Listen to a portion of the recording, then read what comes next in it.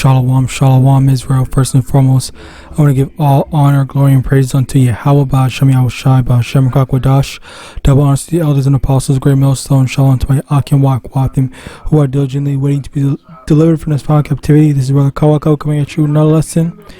Daniel chapter 7 verse 14, and there was given him dominion and glory and a kingdom that all people, nations, and languages should serve him. His dominion is an everlasting dominion which shall not pass away, and his kingdom that which shall not be destroyed. And today's lesson is inspired by the movie Lion King. I just got reminded by this, and obviously there's lots of things that you may have seen and you may not have understood, like the major overarching message from it before. And I don't know, as a matter of fact, while we're at it, who made the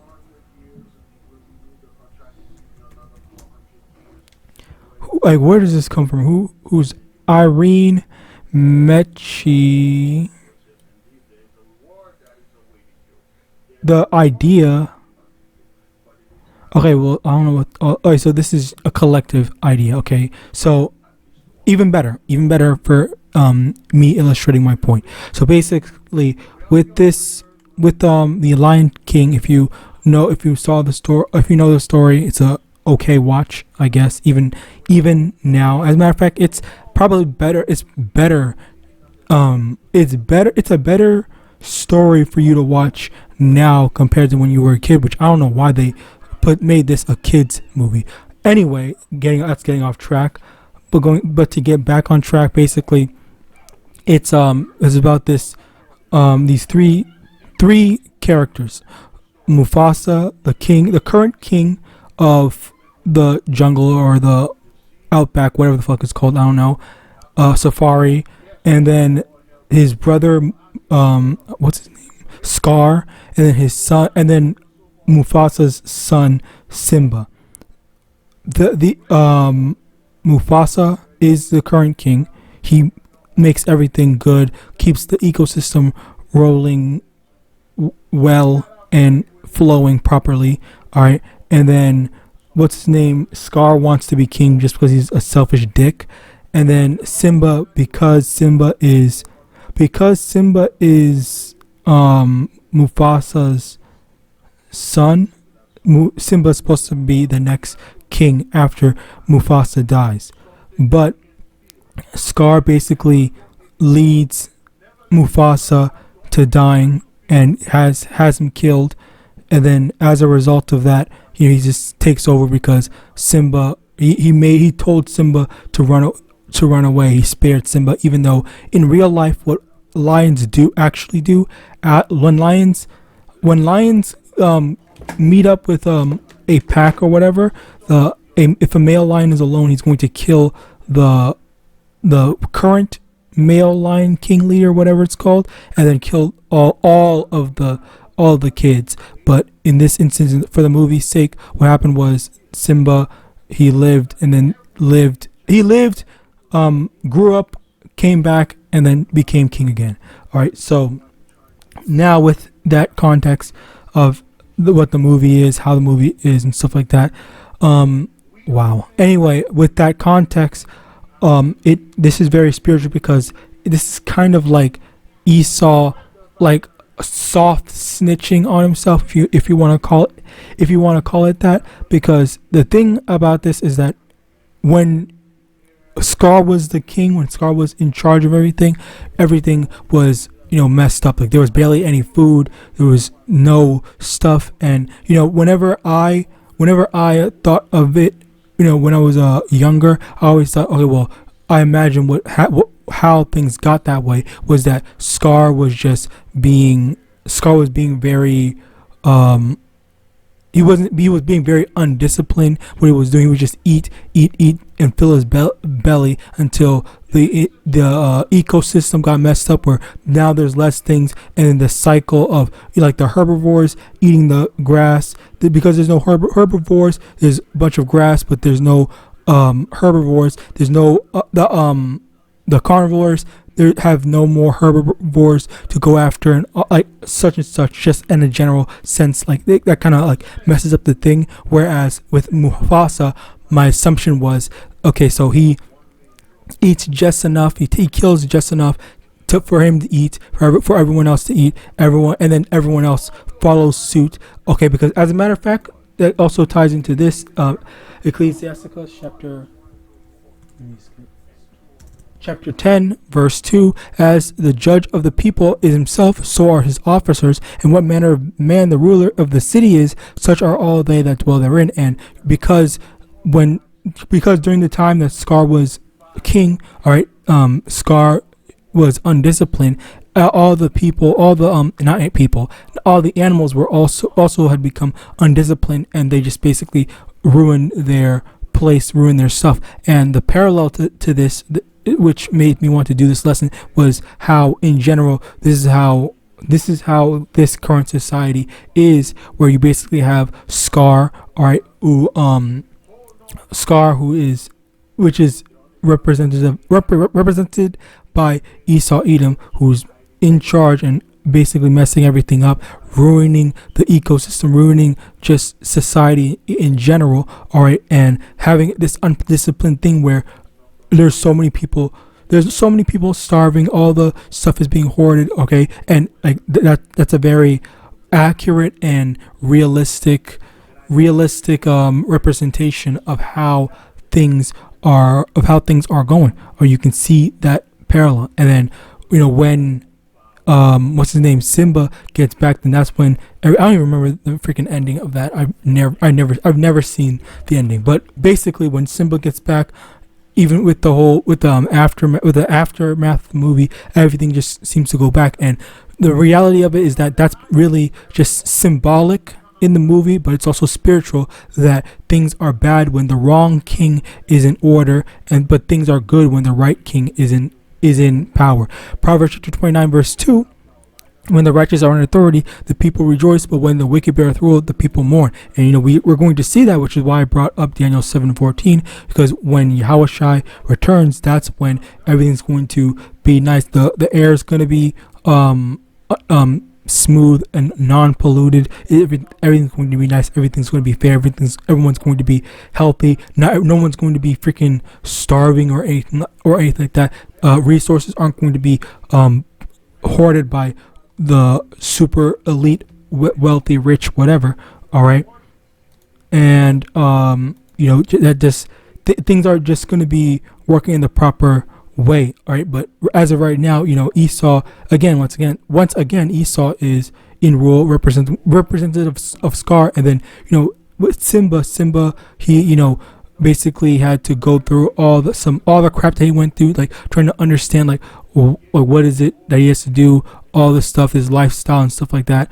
And then he goes back, and then he's like, okay, wow, now I see what I gotta do. I shouldn't be letting this stuff happen. I can't be and it's like that was another thing where he had gotten comfortable living his life away from Scar. He had gotten comfortable with that, and he could have just stayed away, and he didn't need to go over there to do that, because he was enjoying his life away from Scar. But he abandoned that life of comfort for the sake of doing what was right, not just for himself, but also for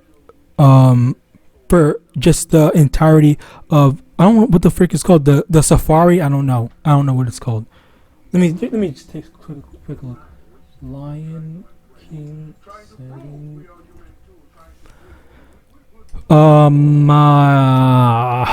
That's Pride Lands which is a Savannah. Okay, there, Savannah. So basically, he went back to do what was right, not just for him, but for all the animals in the savannah, basically that entire ecosystem. So him going back, it's not just for him, but it's also for the good of the savannah, and as well as everyone in general. All right. So that's the thing with Yahawashi. Imagine how terrible it would be if Yahawashi just said, I'm enjoying my stay up in I'm enjoying my stay away from this wicked society, so I'm just not gonna come at all. Like we would be devastated. All right, so that's why we in the same way that the savannah needed Simba, we need basically Yahawashi. We need Yahawashi to return as well and to put things back in order. All right, so Psalms chapter 83 verse 4, they have said, "Come and let us cut them off from being a nation, that the name of Israel may be no more in remembrance." And also Psalms chapter 64 verse 5, they encourage themselves in an evil matter, they commune on laying snares privily, they say, "Who shall see them?" And you know, this has been this society has been how Esau as well as other heathens, you know, have conspired against us to put us down and to make things as messed up as it currently is. All right, we see and we get that where we are a victim. That's a term I was looking for. We are a victim to their greed, and as a result of us being victimized, the rest of the world is also suffering as a result of it. And you see all these different countries, like, I don't know, the Philippines, Africa, and what else? India, the Middle East. Yeah, just every other country, just in general. There's no people call these places like third world countries and all this stuff. People wanna leave, blah blah blah, but at the end of the day, like all this, so there's not going to be any end to all this suffering until Yahawashi returns. All right, so as a result of that, this is where, you know, this whole wicked rulership needs to be brought to an end so that things can be properly settled and fixed. All right. Now, continuing on, Job chapter 14, verse 5, "Seeing his days are determined, the number of his months are with thee, thou hast appointed his bounds that he cannot pass." And, you know, this is just basically, well, number one, it goes to show that there are limits that Esau can't do. Okay, Esau wants to try to make his, rulership permanent, but he is unable to. All right, and you know, this is a result of Yahawadah, you know, setting things up to be that way. All right, because you know Esau keeps on trying to see, all right, how can we do this? What's my next plan? How do I want to go about today's agenda to push on the people? Okay, which is constantly destroying the people. These different theologies and beliefs and stuff like that, like alphabetism, that type of stuff is destroying the people. And the people are, as we read in Ecclesiastes chapter 10 verse 2, the people take after the ruler, the people take after the leader. And you know, if you, as a matter of fact, let me just see.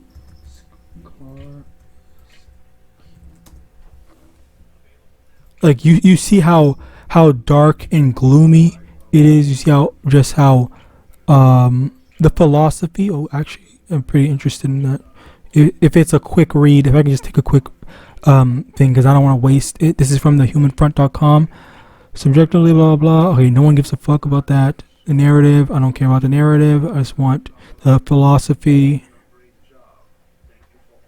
Okay, so funnily enough, it says, "Was Scar evil?" You know, this is always a thing about Esau, Edom, where they constantly side with the, what's it called? They side with the the wicked. All right, whenever there's an objective story that just shows something, like if you literally see the things the way that if you objectively see the way things went as Scar was king, you can tell that is number one, that's evil, and number one, that was just an objectively bad thing to do. But of course, Esau just wants to. Oh, Saki, that's another thing that I've noticed in society as well, where people, they hate, because the thing was, I was watching this one YouTube video where people were saying, what's the next superhero that people in general want to see. And people say that they hate Superman. They say Superman because he's just a goody two shoes. There's nothing unique or interesting about them. They would much rather see people like what's that one dude's name? Like basically anti-heroes instead, or a villain's perspective, and that's a result of these people following after the evil, or the wicked, which is Esau Edom, which we can get that and prove that in Job chapter 9 verse 24. The earth is given into the hand of the wicked. He covereth the faces of the judges thereof. If not, where and who is he? Where Esau is the wicked, and he's the one that is, basically, making things bad and messing everything up. All right, where now even these people like, oh, you know what? Maybe Scar wasn't that bad. Maybe Scar was right. And I've heard lots of different people talk about different medias. All right, like I've heard. It's not even like it's not that I actively go out to search this or find it. It's just like it is so readily available for me to see, or people bring it to my attention just in general, or it's shown right there that look at this. It's someone trying to justify said evil character's actions, or say this character wasn't that bad because blah blah, and trying to make some sort of soliloquy or whatever to talk about how X character, X villain is actually the good guy and whatnot. All right, so when that's not the case, that's incorrect. Even with what's it called, that one movie, the Avengers Civil War, people try to say that Iron Man was the good side when it was already proven that his side was wrong, and there was many different, well, I guess it wasn't proven, but it was a lot easier to side with Captain America, because if you look at their history, if you look at the history of what they were of Iron Man's side, it would have just been another, Bruce Banner. All right, that's basically what they were, trying to do. All right, the same way that Bruce Banner was suffering, being used as just a weapon, like that's basically how their lives were trying to be. So, yeah, he was basically wrong, but people tried to point and say, oh, this, that, other, blah blah blah, X, Y, and Z, and that's a whole another thing. Like I keep on getting brought back to Marvel, because Marvel is one thing that, oh, as a matter of fact, perfect timing to add it in. With the whole Marvel thing, there was this one leak that oops, shit. Dead of nerds, I am John. No, okay. There was this one leak on the Marvel stuff, but first, to give a bit of context, with the whole Marvel thing, there was welcome back to the Dead of Nerds. Bear with me, hold on, because this is going slowly. There was the whole thing with the Avengers Endgame stuff where Thanos was killing half the population and stuff like that, right? So with him killing half the population, there was so many people that were trying to basically, once again, justify, say this is the right thing to do, this is how you solve stuff, but in actuality that's not the right way to go. And funnily enough, the true solution to that once again goes back to the proper rulership. If there's a righteous leader that is distributing the resources properly, all right, that was distributing the resources properly, then that wouldn't be the current issue where there's a shortage, all right, would never happen. But because there is the wicked that's in rule, that's the wicked that's always hoarding the stuff and not letting everyone have some stuff, have any of the resources, that's where you have this issue. That's that's why you have this issue. All right, and as a result of that, you also have people. Now, this has not been confirmed. I'm just saying from what I've heard. All right, from what I've heard, people were talking about how the C9 was was actually a part of that thing, especially given how so many people were basically dropping like flies as a result of that, as well as the after years of what had happened with the sudden down syndrome, sudden disconnect syndrome. All right, if you have what's it called, heard about that. I actually have, funnily enough, I actually believe I have the entirety of that documentary on my computer. I think I have it. Let me see if I have it. Let me make sure I have it. Yeah, I do have it. Wait, is this the whole thing? I'm not gonna play it, but I will. Yes, I do have the whole thing. So yeah, I had this whole thing. It basically goes to it showed a whole bunch of stuff that they were talking about, and how, like, look at all these different things, and look at the medical history of them prior to 2020, and look at what is in their blood. They literally were dissecting dead people, and they had stuff.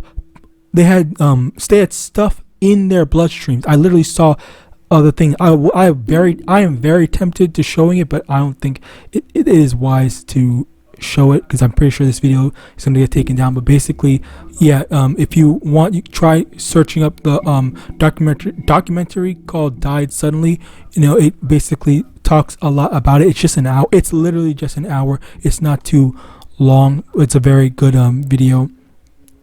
And as I was saying, so going back to this main context, there was this leak which he's talking about the next Marvel movie, which is about Doctor Doom. All right, which is trying to make the well, I guess it is important to note that Robert Downey Jr. is playing Doctor Doom when he has been playing the beloved Iron Man, and I think that is another key factor where it kind of the media that they always do, it always inspired with real life stuff, and they always try to do some sort of like predictive programming in their stuff to make things seem like, yeah, this is how to go. And we've seen that with the whole what's it called, alphabetism back in 2006, I think. And then I also as a result of, you know, the whole Thanos snap as well, people do, there are some people that do kind of follow the train of thought that, you know, there needs to be less people, or the world is getting overpopulated, because that's been a major talking point. That's been a major talking point in people's on forums and whatnot.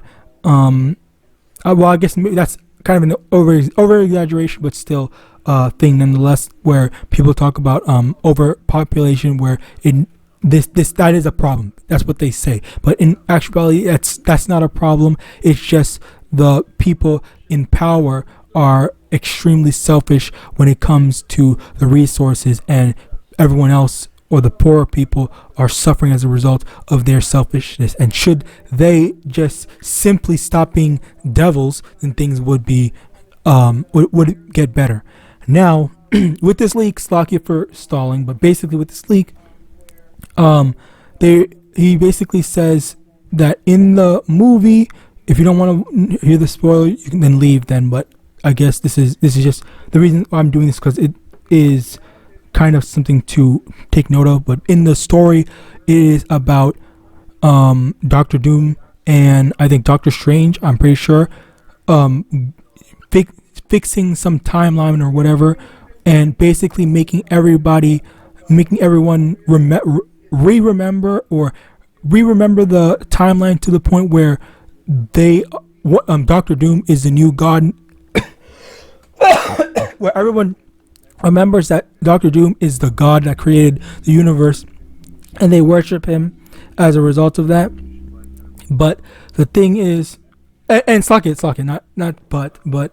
as a result of that, like, this is kind of like, how I imagine like they're trying to do the Project Bluebeam as well, where they have this whole. Let me see if I can find it first. Bear with me. Bear with me. Shit.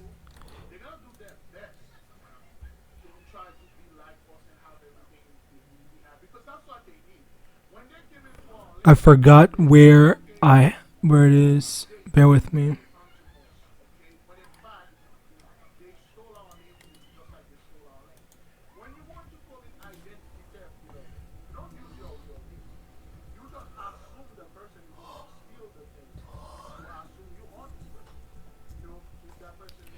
Bear with me.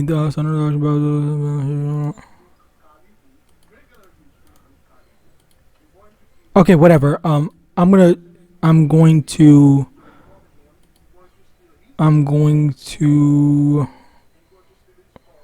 because I don't want to talk about it unless I have the actual precept.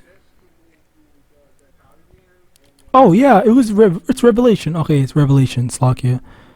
I don't know why I didn't remember.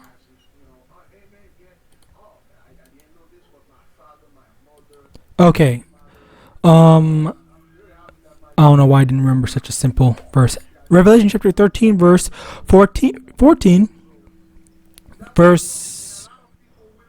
Let's start at verse 12. And he exercises all the power of the first beast before him, and causes the earth and them which dwell therein to worship the first beast whose deadly wound was healed, and he doeth great wonders, so that he maketh fire come down from heaven on the earth in the sight of men, and deceiveth them that dwell on the earth by the means of those miracles which he had power to do in the sight of the beast, saying to them that dwell on the earth that they should make an image to the beast which had the wound by a sword and did live.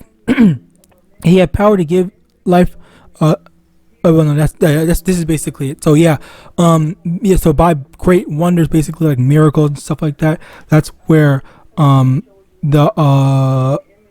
this devil's going to basically deceive people and make people say, oh, like this is what's it called?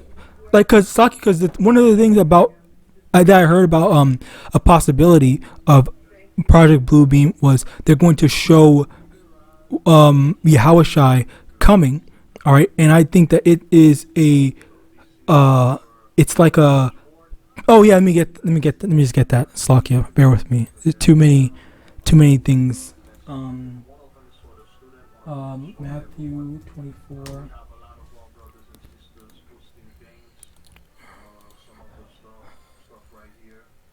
False.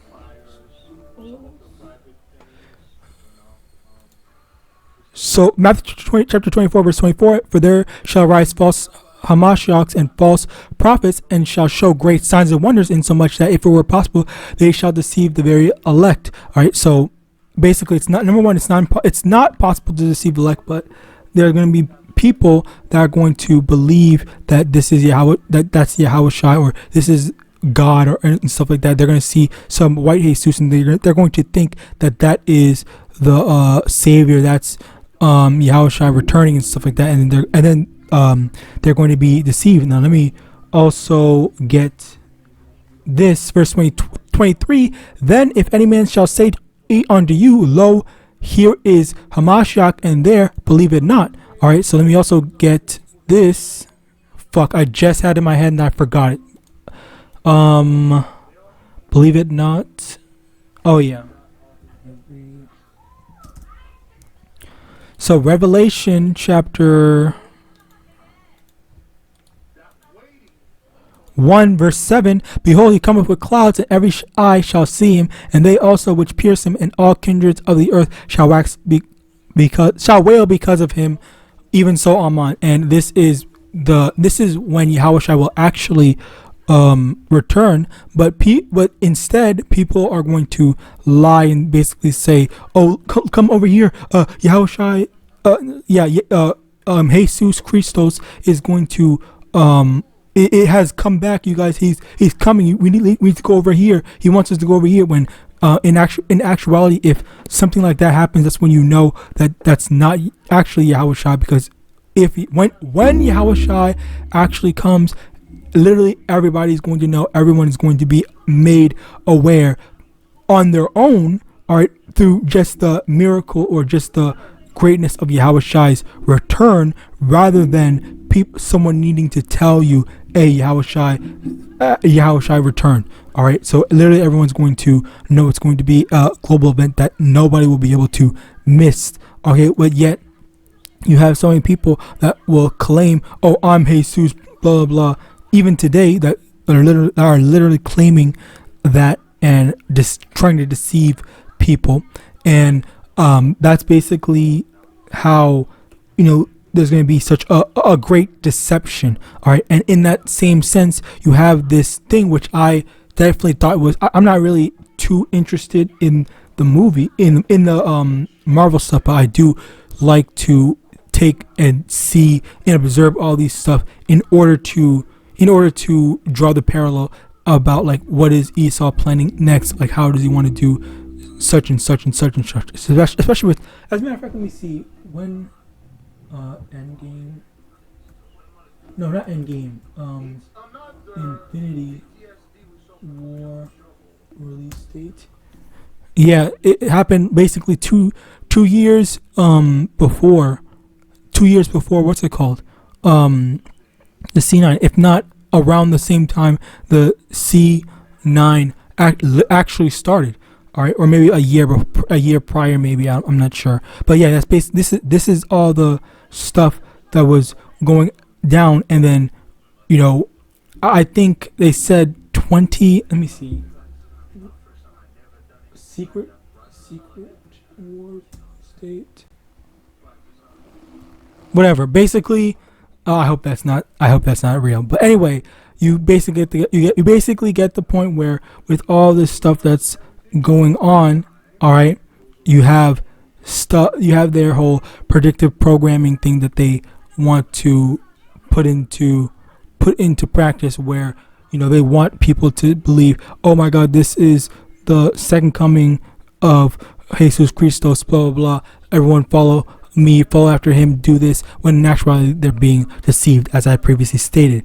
Now Revelation chapter 12 verse 12, therefore rejoice ye heavens, and ye that dwell in them, woe to the inhabitants of the earth and of the sea, and for the devil is come down unto you, having great wrath, because he knoweth that he hath but a short time. And you know, this is another thing where, because he knows that his time is running short, he's going to try his best or do whatever he can to just mess with us or attack us and to accuse us and stuff like that, to find fault in us, so to judge us. All right, but we just have to be patient in that time. So with that, I pray this system was edifying. I want to give all honor, glory, and praise unto YAHAWAH, SHAMAIWAN, the elders and apostles, a great millstone, a bottom ball, and Shalom.